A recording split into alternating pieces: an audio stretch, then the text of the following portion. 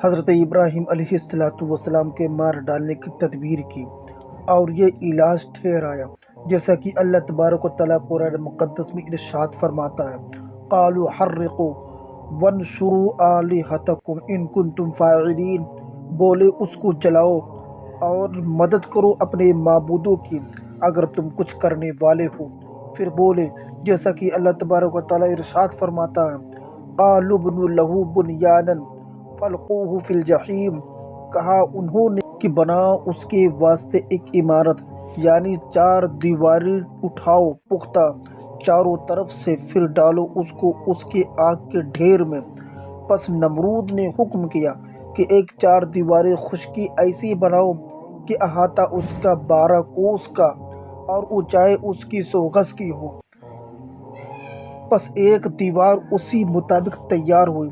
اس کے بعد نمرود نے حکم کیا کہ سارے ملکوں میں منادی کرا دو کہ ملک بھر میں جتنے ہمارے دوست ہیں لکڑی کاٹ کے یہاں لا کے جمع کریں۔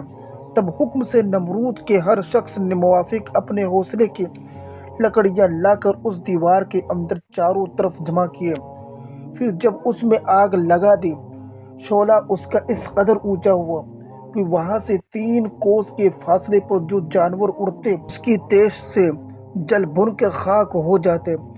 اس میں کافر سب سوچ میں پڑ گئے کہ ابراہیم علیہ السلام کو کیسے آگ میں ڈالے۔ اتنے میں ابلیس نے آ کر ان کافروں کو ایک مشورہ دیا اور بولا، ایک اونچی جگہ بناؤ۔ انہوں نے بڑھیوں کو بلا کر ایک منجنیق یعنی گوفن بنوائی۔ اس کے آگے کسی نے گوفن نہیں بنوائی تھی اور نہ دیکھی تھی۔ ابلیس نے اس کو دوزخ ہاویہ میں دیکھا تھا کہ جب کسی کو دوزخ میں ڈالتے ہیں تو گوفن میں رکھ کے ڈالتے ہیں۔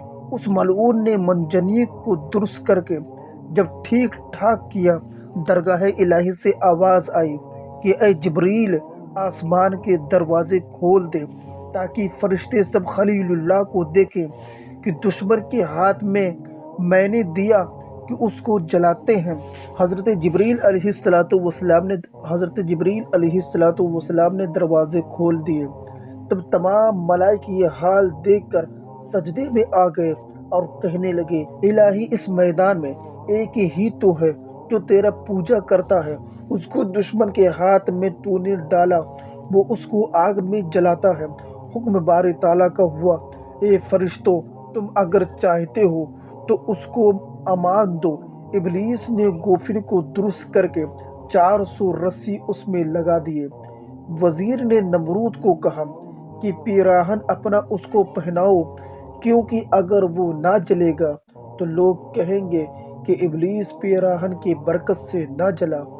یہ صلاح ٹھہرا کر پیراہن نمرود مردود کا حضرت ابراہیم علیہ السلام کو پہنا دیا اور ہاتھ پاؤں باندھ کر گوفن میں رکھ کر 400 آدمی نے مل کر ایک بارگی زور کیا، مگر منجنیق جگہ سے نہ ہلا۔ حضرت ابراہیم علیہ السلام کے باپ آزر نے بھی آ کر کہا کہ مجھے بھی ایک رسی دو کہ میں بھی کھینچوں، اگرچہ میرا فرزند ہے لیکن ہمارے دین کا مخالف ہے، اور ایک رسی پکڑ کر کھینچنے لگا۔ حضرت ابراہیم علیہ السلام نے جب اپنے باپ کو منجنیق کھینچتے دیکھا، کہا، الہی میرا باپ بھی میرا دشمن ہوا ہے۔ سب آدمی شکایت زمانہ اپنے ماں باپ کے پاس لے جاتے ہیں اور میرے ماں باپ کا کام یہ ہے۔ اے خدا، میں آج سب سے بیگانہ ہوا، سوائے تیرے مجھے کوئی پناہ دینے والا نہیں ہے۔ پس 4000 مردود زور آور مل کر اس گوفن کو کھینچتے تھے۔ ابلیس نجس ایک بوڑھے مرد کی صورت کر کے ان کے پاس آیا اور کہا کہ اگر تمام آدمی مشرق اور مغرب کے منجنیق کو کھینچے تو بھی ہرگز جگہ سے نہ اٹھا سکیں گے۔ تب انہوں نے کہا، آخر کیا ہوگا؟ شیطان لعین نے کہا کہ میں تم کو ایک راہ بتاتا ہوں، تم اگر اس کو عمل میں لاؤ گے تو البتہ اس کو گوفن سے اٹھا کر آگ میں ڈال سکو گے۔ بس اس قوم میں سے 40 مرد عورت نے آپس میں مل کر زنا کیا۔ اسی وقت فرشتے اس حرکت سے نفرت کر کے چلے گئے، اور شیطان نے بھی ان کے ساتھ مل کر زنا کر کے منجنیق پکڑ کے کھینچتا۔ کافروں نے حضرت ابراہیم علیہ السلام کو اٹھا کر آگ میں ڈال دیا، لعنت اللہ علیہم اجمعین۔ اسی وقت فرشتے آسمانوں کے یہ حال دیکھ کر سجدے میں آ گئے اور بولے، یا رب، تیرے خلیل کو کافروں نے آگ میں ڈالا ہے۔ حضرت جبریل علیہ السلام 70,000 فرشتوں کو ساتھ لے کر ان کے پاس پہنچے اور کہا، اے ابراہیم، اگر تو چاہتا ہے تو میں ایک پر آگ پر ماروں اور دریائے محیط میں ڈال دوں۔ حضرت ابراہیم علیہ السلام نے کہا، اے جبریل، یہ بات خدائے تعالیٰ نے فرمایا ہے۔ کہا، نہیں۔ حضرت ابراہیم علیہ السلام نے کہا، اے جبریل، خالق نے جو فرمایا ہے سو کر۔ پھر جبریل نے کہا کہ اے ابراہیم، تمہارا کیا مطلب ہے؟ فرمایا، کچھ مطلب ہے مگر تم سے نہیں، حاجت میری اس سے ہے کہ جس کا سارا عالم محتاج ہے۔ حضرت ابراہیم علیہ السلام جب آگ میں جا گرے، وہ جامع ناپاک نمرود کا جو حضرت ابراہیم علیہ السلام کو پہنایا تھا اسی گھڑی جل گیا، اور کچھ آسیب حضرت ابراہیم علیہ السلام کو اللہ کے فضل و کرم سے نہ پہنچا۔ اور اس وقت بلبل ہزار داستان نے حضرت ابراہیم علیہ السلام کے ساتھ آ کر اس باغ آتشی میں نشیمن کیا، اور اسی وقت غیب سے یہ آواز آئی، قولہ تعالی، جیسا کہ اللہ تبارک و تعالیٰ ارشاد فرماتا ہے، قلنا یا نار کونی بردا وسلاما علی ابراہیم وارادوا بہ کیدا فجعلناہم الاخسرین۔ ہم نے کہا، اے آگ، ٹھنڈی ہو جا اور سلامتی ابراہیم پر، اور جو چاہنے لگے ان کا برا، پھر انہوں کو ڈالا ہم نے نقصان میں۔ اے آگ، ابراہیم پر ٹھنڈی ہو جا اور اس کو سلامت رکھ۔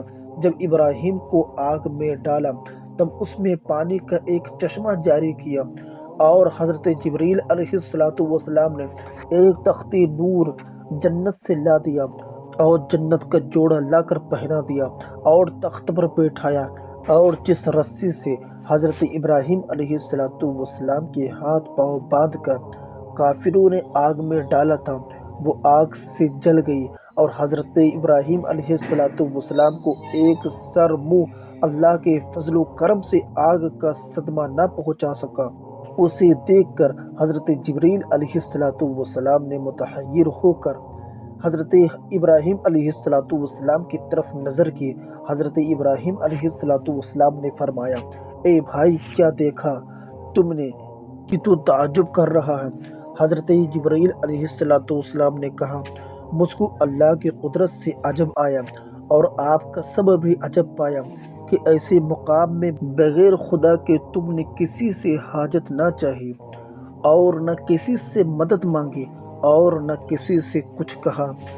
اس لیے یہ کرامت اور رحمت اللہ نے تم پر بخشی، اور تمہارے آگے کسی پر ایسی عنایت نہ ہوئی تھی۔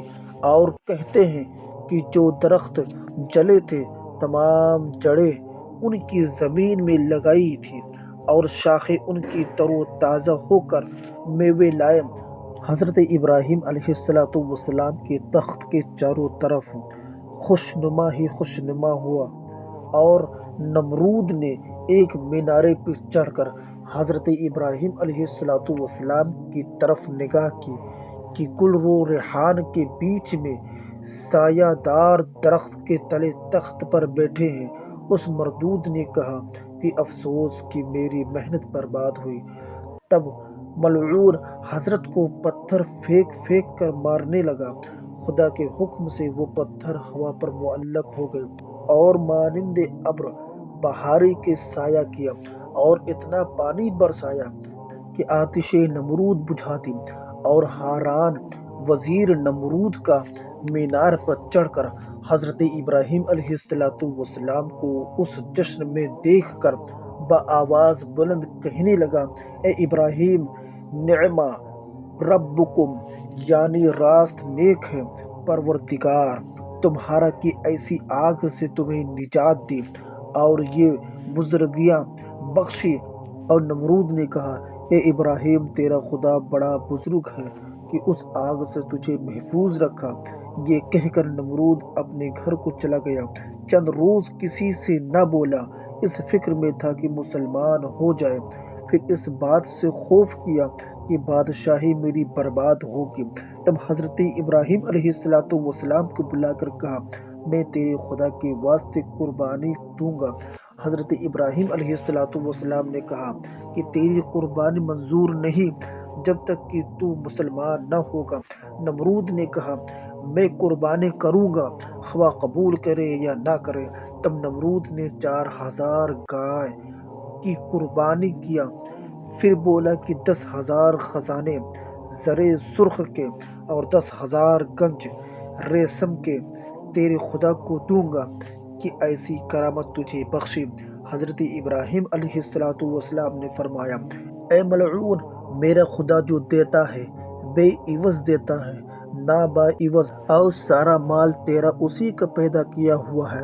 یہ کہہ کر حضرت ابراہیم علیہ السلام چلے گئے۔ تب ہاران نے نمرود سے کہا کہ ابراہیم نے وہ بزرگیاں بسبب آتش پرستی کے پائی اور اسی طرح کی چند باتیں اس سے کہیں کہ آگ ایک فرشتہ ہے، جسے وہ چاہتا ہے عذاب کرتا ہے اور جس کو چاہتا ہے نہیں کرتا ہے۔ چنانچہ اس اعتقاد سے آتش پرست ہوئے، لعنت اللہ علیہم اجمعین۔